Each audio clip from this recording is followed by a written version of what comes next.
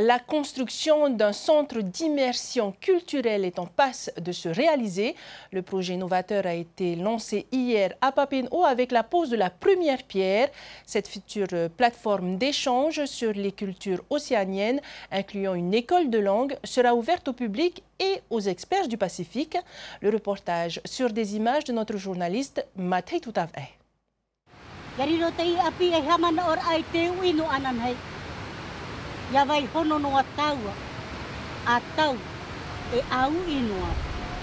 C'est une cérémonie symbolique pour Haururu.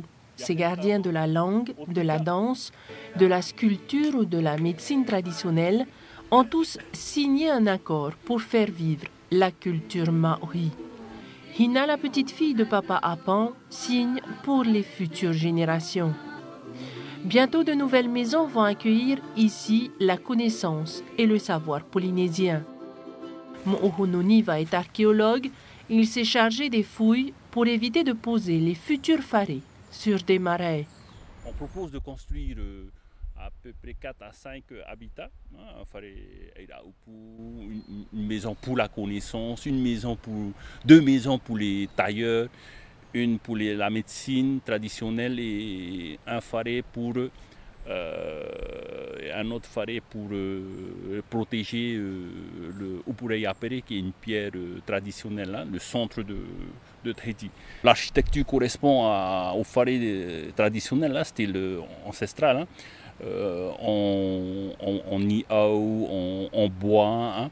C'est sûr qu'on ne peut pas utiliser à 100% là, les matériaux ancestraux, mais au moins de coller au plus proche, hein, de la tradition. Ce projet, l'association Haururu l'a initié il y a 2 ans avec l'aide du ministère de la Culture. Ces farés devraient être terminés avant la fin de cette année. Pour moi, la culture, c'est pas des morceaux, c'est une entité. Et c'est ce qu'on va faire dans ce village. Il y aura le coin où on va manger, on va cultiver. Hein. Je disais tout à l'heure en tahitien qu'il y a des canaux d'irrigation qu'on a découverts et qu'on va remettre en fonction. En plein sur le village lui-même, en fait, on va le faire vivre. Hein. En même temps, il y aura cette année donc, ce que j'appelle le faré Airaupu, où ça va être vraiment là où on va amener tous les vieux, les moins vieux, etc., pour approfondir justement les concepts de notre langue. Parce qu'on a beaucoup parlé des mots, mais c'est quoi un mot? Derrière un mot, qu'est-ce qu'il y a derrière un mot? Derrière le nom d'une montagne, qu'est-ce qu'il y a? Etc.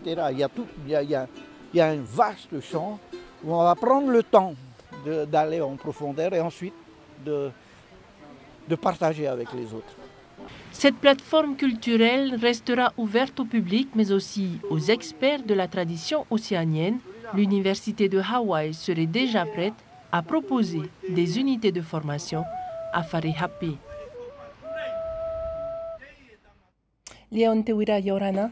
Yorana. Merci d'avoir répondu présente à cette invitation de TNTV.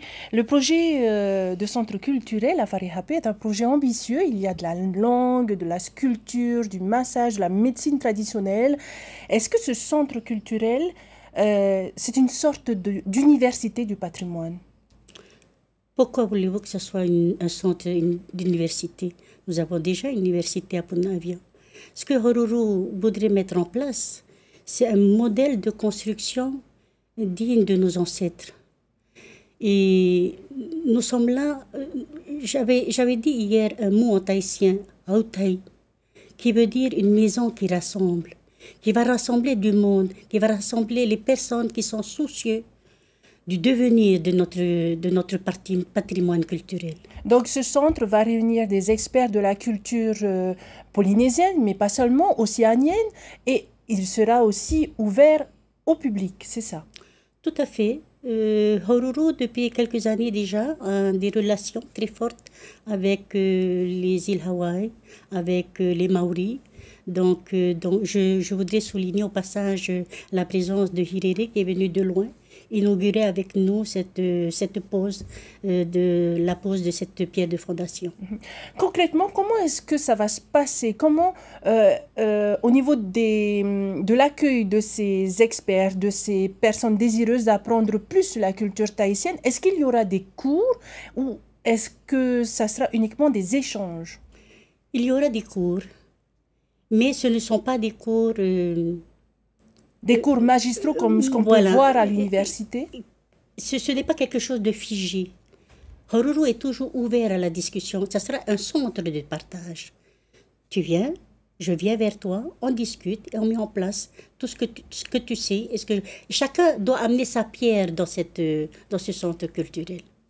Justement, vous le disiez tantôt, vous ne voulez pas essayer de faire comme ce que les anciens ont fait dans ce petit village de Farihapé, mais vous voulez faire quoi alors? Ce qui est bon de dire, c'est que nous ne pouvons pas faire revivre ce que nos ancêtres ont vécu. Mais nous avons la chance aujourd'hui d'avoir encore des traces de leur manière de vivre. Et ces traces-là, on les trouve dans la terre. D'où la présence de notre archéologue que je salue au passage, Mohono. Il a fait des trouvailles extraordinaires sur le site de Farihapé. Et à travers ces recherches et à travers ces trouvailles, on peut améliorer, je dirais, le centre de Farihapé. Justement, dans ce centre, il y a plusieurs maisons, dont la première sera construite avant la fin de cette année. Il y a une maison de tradipraticiens. Pourquoi avoir opté pour la construction d'abord de cette maison? On m'a dit que les tradipraticiens ont travaillé depuis de longues années déjà. Et nous avons jugé bon de commencer par ce Fari justement, Fari Rapa'au, parce que nous avons mis en place déjà des séminaires avec les médecins de l'hôpital de Taoné, qui est plutôt chapeauté, dirigé par le Tautepara. Tautepara, d'ailleurs, qui, au cours de la discussion d'hier à Farihapé, a rappelé le fait qu'aujourd'hui, il est peut-être nécessaire de faire de la prévention avant de passer directement à la guérison, c'est ça? Voilà, tout à fait. Sur Farihapé? Sur Farihapé. À Farihapé aussi, on a, hormis le fait qu'il y ait eu ces discussions, il y a aussi sur place des plantes médicinales que l'on peut peut-être facilement trouver. Il y a déjà des plantes médicinales en place, mais on est soucieux aussi de faire d'autres recherches de manière à ce que ces plantes médicinales ne soient pas perdues. Une toute dernière question, Léon. Donc, les travaux de ces maisons vont démarrer quand exactement et est-ce que le site de Farihapé va être fermé? Il va démarrer au mois de février.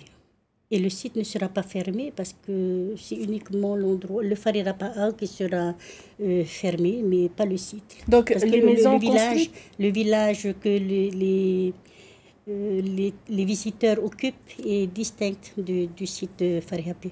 Donc, Farihapé ne sera pas fermé. Les associations, les familles désireuses de se rendre à Farihapé pourront encore continuer à le faire. Oui, c'est pour vous dire que nous avons déjà un programme bien changé pour 2019. Oui. Et surtout, on voudrait dire que toute personne qui vient à Farihapé, on voudrait aussi mettre en avant notre langue. Et d'où la langue sera vraiment la base de ce centre culturel.